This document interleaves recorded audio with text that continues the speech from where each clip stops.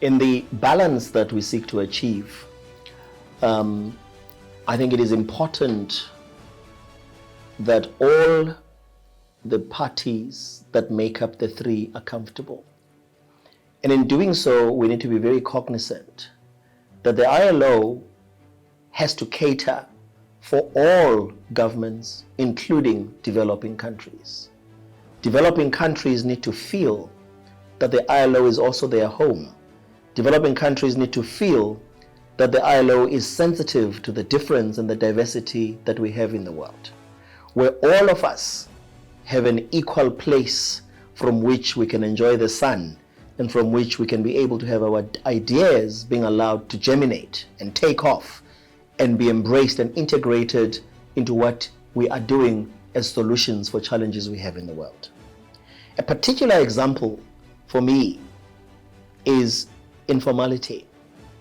Informality during the COVID has been revealed as being an area that we cannot afford to leave to the ideas and the ways of how we've dealt with it in the past. So we always talk about transitioning people from informality to formality. And whilst that in itself is good because it is based on decisions we have all made in the ILO at an International Labour Conference, taking into cognizance all the fundamental principles and rights that we are about, because the core of the ILO is rights, it's conventions, it's standards. But in doing so, it is that part that I feel when I talk about consolidating, enhancing, and repositioning, is to say, yes, transitioning people from informality to formality may be one way of addressing a challenge that we all need to take seriously in the world.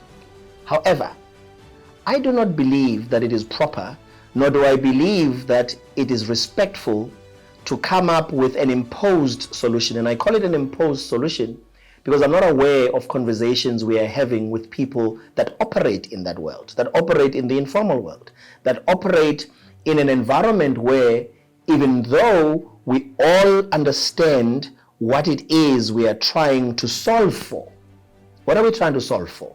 We're trying to solve for everybody participating in infrastructural contributions. We're trying to solve for everybody contributing to the taxes that are paid in managing the economy. We're trying to solve for social protection. We're trying to solve for social security.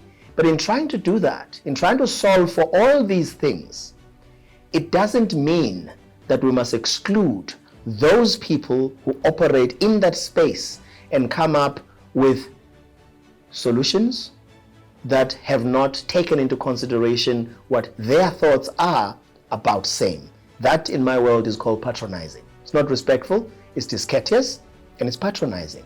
So I'm calling for some innovative, creative, wide array of tools, whilst recognizing that transitioning may be one, but I'm saying it may require a lot of other innovative tools that we are going to use, which include enhanced social dialogue of the people in that space. And in this, the developing world has a lot to say.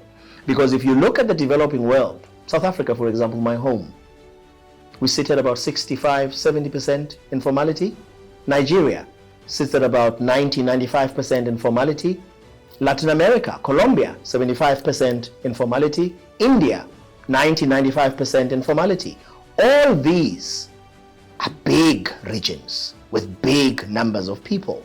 How can it be that we could come up with solutions that do not involve those people? The economies of Asia, huge economies that contribute to a lot of the GDPs of the collective in the world. Whether you go to G20 or not, I said, in fact, recently I found it very funny that I was listening to an economist who said, this G20 is lovely. And I, having represented South Africa for 11, 12 years in the G20, in the B20, I agreed with what he said. Perhaps we need to think of a G21. Why G21? Because in the G20, you have the EU, the European Union, is represented in itself within the G20. The Americas are represented within the G20. But Africa, the African Union, is invited from time to time. Why is it that the African Union is not part of the G20? Make it G21, right? Then you've got a very big part of the world's population being involved in the solution-orientedness that we all claim to have.